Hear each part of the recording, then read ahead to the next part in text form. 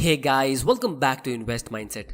दोस्तों, मेजॉरिटी लोग जब 30s में पहुंचते तब उनके अंदर ऑटोमेटिकली इन्वेस्टमेंट करने की फिक्र आ जाती है, क्योंकि उन पर रिस्पॉन्सिबिलिटीज बढ़ जाती है। जैसे 30 साल की उम्र तक पहुंचते ही बहुत सारे लोगों की शादी हो जाती है, कुछ लोगों के 1-2 बच्चे हो जाते हैं, या जिनकी अगर नहीं हुई है तो उनको पता है कि उनकी शादी होगी, फिर बच्चे होंगे और उसके साथ बहुत सारे एक्सपेंसेस भी आएंगे, जैसे हेल्थ केयर कॉस्ट, बच्चों की एजुकेशन, फिर उनकी शादी, फिर उनको खुद को रिटायर भी होना है। ये सब ख्याल लोगों के मन में आने लगता है। लेकिन प्रॉब्लम यह है कि मेजॉरिटी लोग अपने 20s में इन्वेस्टमेंट की ABCD भी सीखते नहीं है, और इसीलिए उनको पता नहीं होता है कि उनको कैसे और कहाँ इन्वेस्टमेंट करना है। और इसीलिए सैड चीज़ ये है कि बहुत सारे लोग अच्छी खासी सैलरी कमाने के बाद भी कुछ खास रिटायरमेंट के लिए सेव नहीं कर पाते, और जल्दी फाइनेंशियल फ्रीडम अचीव करना तो बहुत दूर की बात है, ओल्ड एज में अपने बच्चों पर डिपेंडेंट हो जाते हैं, क्योंकि वो बस FD कर लेते हैं या फिर यहाँ वहाँ कोई पॉलिसी में इन्वेस्ट कर देते बिना कोई गोल या पर्पस के। और ज़्यादातर लोग अपनी 30s में आने के बाद बहुत ज़्यादा फाइनेंशियली डिसिप्लिन्ड, या कुछ लोग बहुत ज़्यादा कंजूस भी बन जाते हैं, क्योंकि अब उनको इतने सारे खर्चे दिखने लगते हैं। लेकिन उसके बाद भी उनकी इतनी सारी सेक्रीफाइस का कोई फ़ायदा होता नहीं है। लेकिन दोस्तों, आप लोगों के लिए गुड न्यूज़ ये है कि हमें जल्दी फाइनेंशियल फ्रीडम अचीव करने के लिए, जिससे हमारी पैसों की टेंशन हमेशा हमेशा के लिए ख़त्म हो जाए, उसके लिए हमें बहुत ज़्यादा कंजूस होने की ज़रूरत नहीं है। आपको एक्चुअली में लाइफ में जो बड़े बड़े फैसले लेने होते हैं, बस उसका ध्यान रखना है। सिर्फ कुछ ही गिने चुने फैसलों की वजह से आपकी फाइनेंशियल लाइफ बहुत ज़्यादा सक्सेसफुल हो सकती है। जैसे एक तरफ आप देखोगे कि एक रॉकी जैसा इंसान है जो सेम सैलरी अर्न करता है जितनी सनी कमाता है, लेकिन रॉकी अपनी वाइफ को हर वीकेंड्स पे कोई रोमांटिक डेट पे लेके जाता है, या कभी फैमिली पिकनिक पे जाता है, और वो बहुत सारे वैकेशन और ट्रिप्स पे भी जाता रहता है। और फिर भी वो जल्दी फाइनेंशियल फ्रीडम अचीव कर लेता है सनी के मुकाबले, जो सेम सैलरी अर्न करने के बाद भी हमेशा अपनी वाइफ को यही कहता है कि हम अगले हफ्ते बाहर जाएंगे, इस बार थोड़ा सेव कर लेते हैं। या फिर जब भी वो कोई रेस्टोरेंट में जाता है तो कहता है कि ये रेस्टोरेंट तो बहुत ही महंगा है, चलो कोई सस्ती जगह पे जाएंगे। और फिर भी वो रॉकी के मुकाबले काफ़ी लेट फाइनेंशियल फ्रीडम अचीव करता है, या फिर फाइनेंशियली फ्री हो ही नहीं पाता है, और 60-70 साल की एज में अपने बच्चों पर डिपेंडेंट हो जाता है। तो ये सनी की स्टोरी इंडिया के सारे मिडिल क्लास लोगों की स्टोरी है, जहाँ लोग अपनी पूरी लाइफ पैसा सेव तो करते, लेकिन फिर भी उनके पैसों की टेंशन खत्म नहीं होती है, और वो अच्छे से रिटायर भी नहीं हो पाते। तो दोस्तों, आज की वीडियो में मैं आप लोगों को वो इंपॉर्टेंट फैसलों के बारे में बताने वाला हूँ जो भले ही गिने चुने हैं, लेकिन उनके सही हो जाने से आपकी फाइनेंशियल लाइफ में ज़मीन आसमान का फर्क पड़ सकता है। तो वीडियो को एंड तक ज़रूर देखना, क्योंकि जो लोग इस वीडियो को कुछ सालों बाद देखेंगे तो वो रिग्रेट करेंगे कि काश ये वीडियो उन्होंने पहले देख लिया होता। और अगर आप अपनी 20s में हो या कोई और एज ग्रुप में, तो भी ये वीडियो आपको जल्दी फाइनेंशियल फ्रीडम अचीव करने के काम आएगा। तो चलिए शुरू करते हैं। तो दोस्तों, सबसे पहला फैसला आपको क्या लेना है जिससे आपकी फाइनेंशियल लाइफ काफ़ी ज़्यादा इंप्रूव हो सकती है, उसके लिए मैं आप लोगों को एक वीडियो दिखाता हूँ। दोस्तों, ये सिंगापुर का पार्लियामेंट है, और उनका एक मिनिस्टर लेटेस्ट टेक्नोलॉजी जैसे AI की बात कर रहा है कि कैसे न्यू टेक्नोलॉजी की वजह से दुनिया में बहुत सारे बदलाव आ रहे हैं। So we have to accept the world as it is, the way the world is going to be. वो इसीलिए क्योंकि कुछ ही टाइम पहले एक AI कंपनी ने ChatGPT बनाया था, जिसके ज़रिए आप कंप्यूटर से बात कर सकते हो, और उससे आप दुनिया के कितने भी डिफ़िकल्ट क्वेश्चंस पूछ सकते हो और आपको उसका आंसर फ़ौरन मिलेगा। ये समझ लीजिए कि वो एक सॉफ्टवेयर रोबोट है। लेकिन अब इन्होंने एक बहुत ही न्यू और ज़बरदस्त चीज़ लॉन्च की है, जिसका नाम है सोरा, जिसमें आप सिर्फ कुछ ही वर्ड्स लिख के एक हॉलीवुड मूवी की जैसा वीडियो बना सकते हो, या फिर आप सिर्फ एक फ़ोटो अपलोड करके मनचाहा वीडियो बना सकते हो। जैसे आप अपने किसी फ्रेंड का फ़ोटो अपलोड करोगे कि वो चांद पे घूम रहा है, तो AI कुछ ही सेकंड्स में वैसा वीडियो आपको बना के देगा। And it can produce videos which are indistinguishable from what Hollywood can produce today.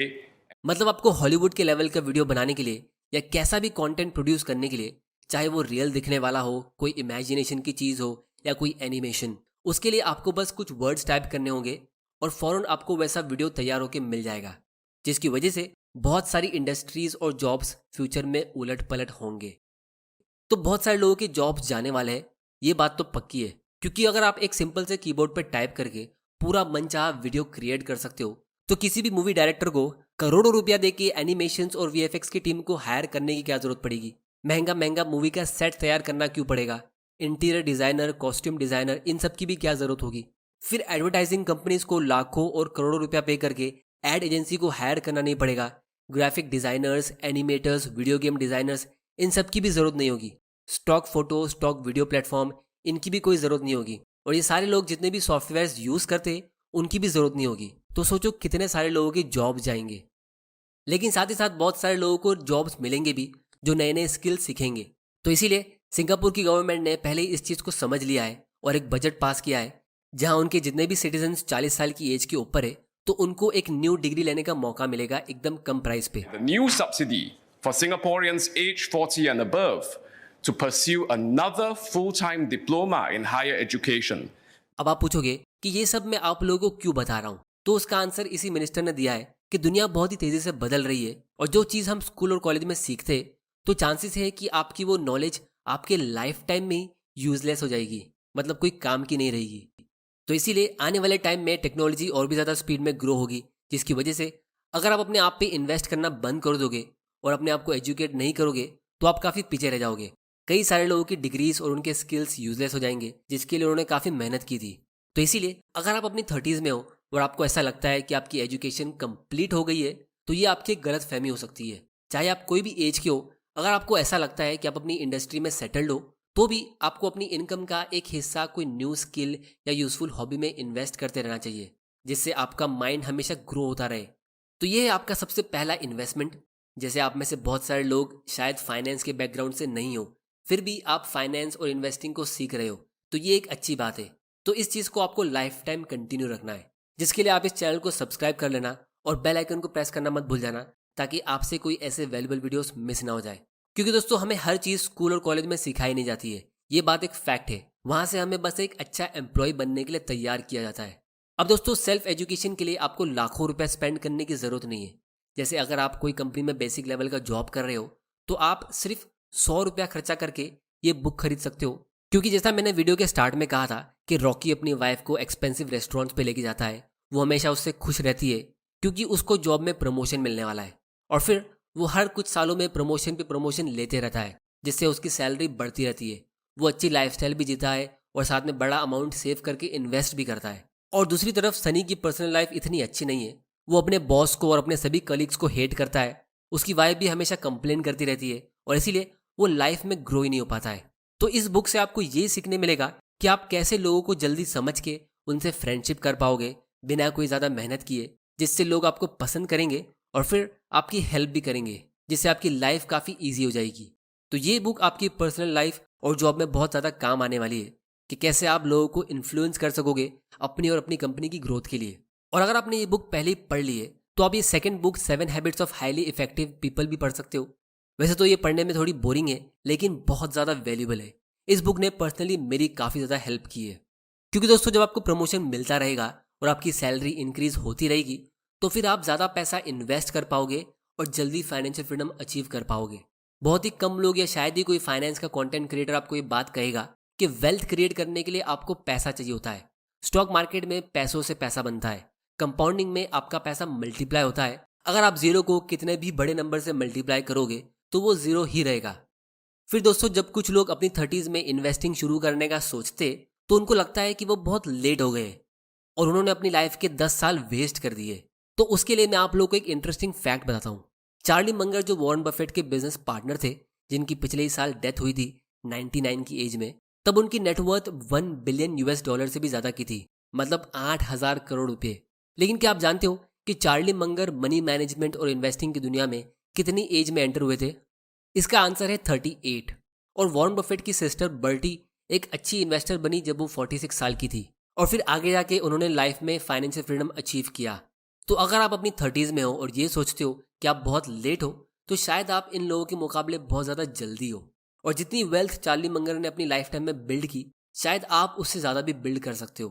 तो कहने का मतलब ये है कि इन्वेस्टिंग के लिए या कोई भी अच्छे काम को शुरू करने के लिए it is never too late to start. अब दोस्तों हम बात करेंगे एक्चुअल इन्वेस्टमेंट की, कि आपको कहाँ इन्वेस्ट करना है और कौन सी स्ट्रैटेजी को यूज़ करना है। तो उसके लिए मैं सारे लोगों को 2 ग्रुप में डिवाइड करूँगा। एक वो ग्रुप जो अपने जॉब को पसंद करता है और अच्छी सैलरी अर्न करता है, और दूसरा वो ग्रुप जो इतनी खास सैलरी अर्न नहीं करता लेकिन फिर भी जल्दी फाइनेंशियल फ्रीडम अचीव करना चाहता है। तो इसको समझने के लिए हम 2 फ्रेंड्स का एग्जाम्पल लेते हैं, रमेश और सुरेश। रमेश एक MNC में जॉब करता है और उसकी सैलरी काफ़ी अच्छी है, मान लो वो 1 लाख रुपये पर मंथ कमाता है।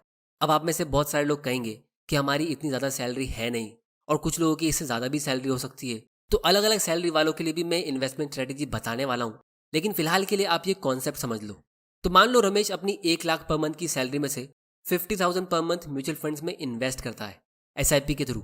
वो भी सिंपल से फंड्स में जैसे कि इंडेक्स फंड में, जिससे उसको सिर्फ 12 से 13% का एनुअल रिटर्न मिलता है। रमेश डायरेक्ट स्टॉक इन्वेस्टिंग में ज़रा भी इंटरेस्ट नहीं लेता, क्योंकि वो अपने फ्री टाइम में या तो जॉब कर रहा होता है, या वो जॉब को लेके कोई और काम कर रहा होता है, या फिर रिलैक्स कर रहा होता है, क्योंकि उसका जॉब बहुत ज़्यादा स्ट्रेसफुल है। तो अगर आप SIP कैलकुलेटर में देखो तो 50,000 पर मंथ और 12.5% के रेट के हिसाब से 25 साल में आपके पास ऑलमोस्ट 10 करोड़ से ज़्यादा रुपये हो गए।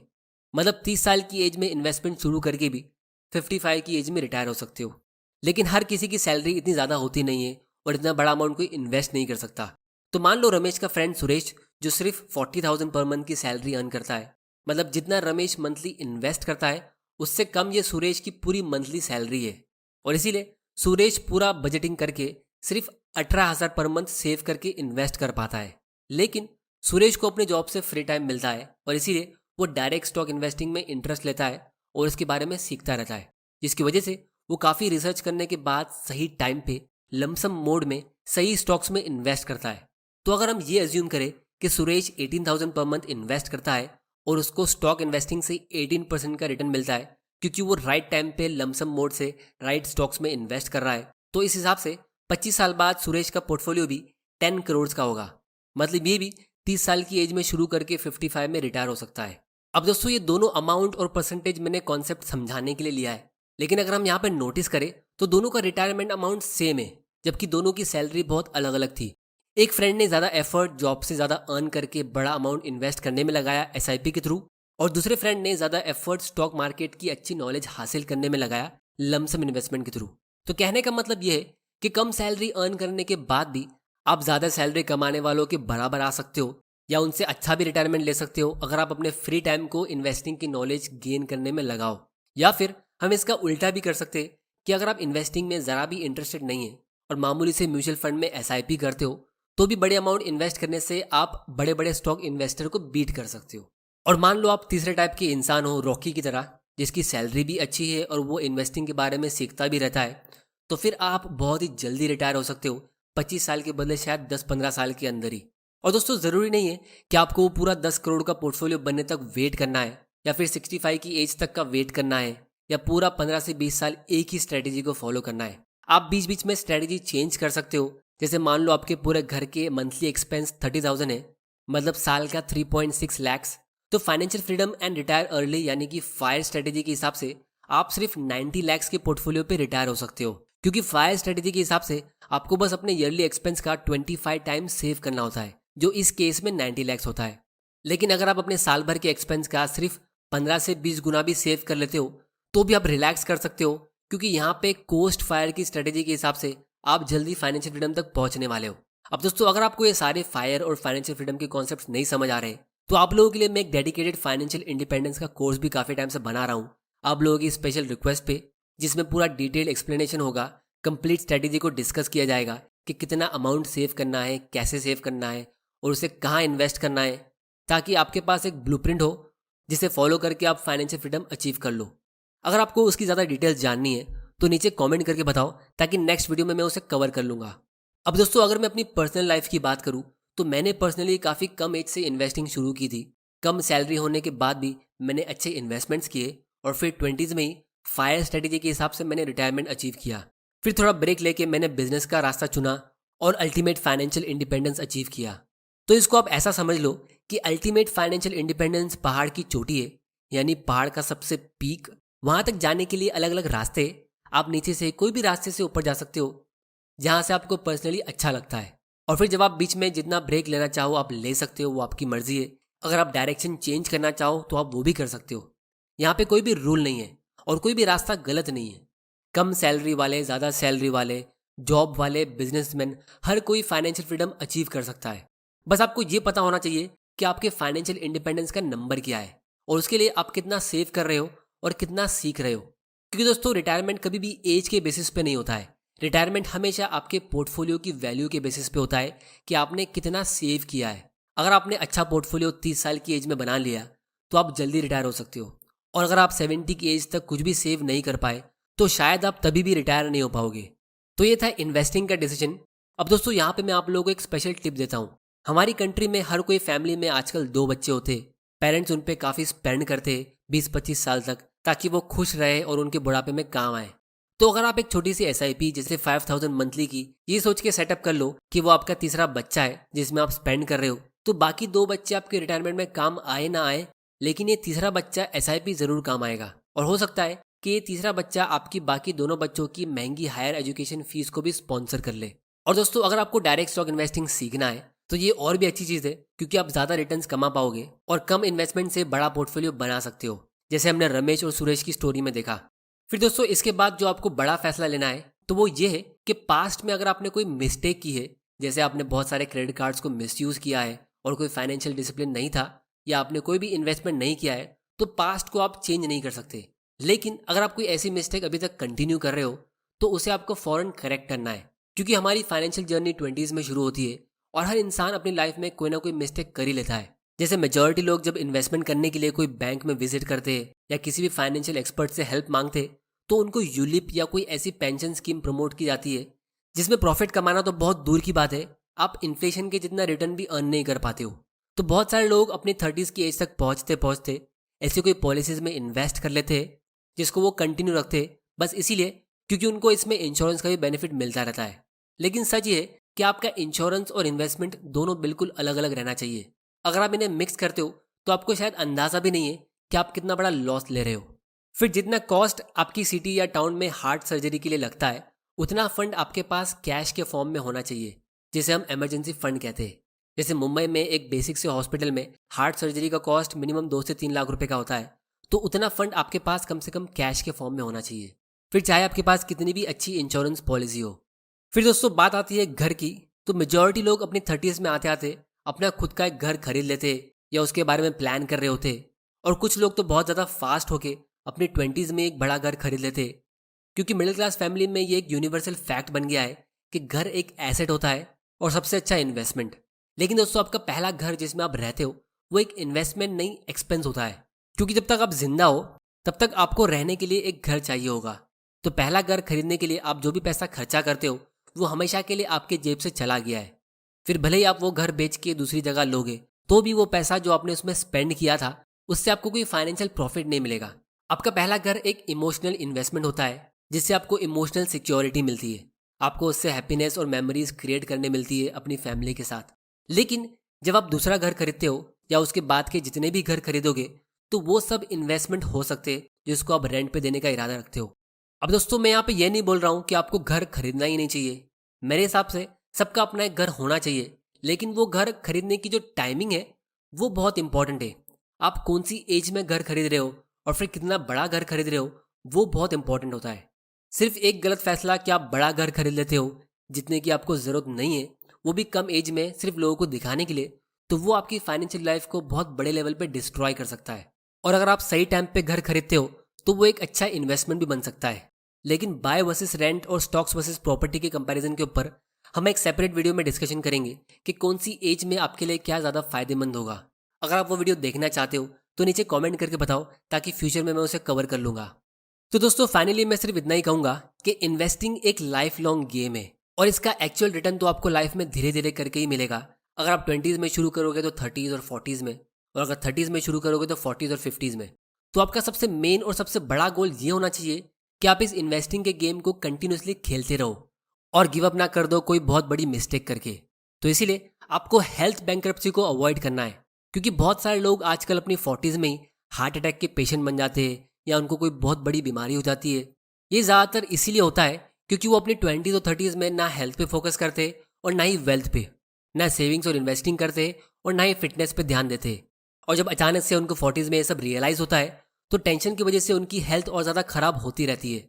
तो इसीलिए आपको अभी से ही अपनी हेल्थ पे भी इन्वेस्ट करना चाहिए, क्योंकि अगर आप ऐसा करते हो जैसे थोड़ा बहुत वर्कआउट, जॉगिंग या हेल्दी फूड, तो आपका 30s भी एक्सटेंडेड 20s की तरह लगेगा। आप दिखने में यंग भी लगोगे और आप 60-70s तक आराम से फिट रहोगे, जिससे आपको अपने इन्वेस्टमेंट्स पे काफ़ी अच्छा रिटर्न मिलेगा और फिर आप उसे एंजॉय भी कर पाओगे। क्योंकि हम सबको पता है कि कंपाउंडिंग में सारे अच्छे रिटर्न्स हमें फ्यूचर में मिलते हैं, और जितना लंबा आप जियोगे तो उतनी अच्छी वेल्थ आप क्रिएट करोगे और फिर लाइफ को आप उतना ज़्यादा एंजॉय भी कर पाओगे। तो दोस्तों, आज की वीडियो में इतना ही। स्टॉक इन्वेस्टिंग कोर्स की डिटेल्स आपको नीचे डिस्क्रिप्शन में मिल जाएगी, आप वहाँ जाके उसे चेक कर सकते हो।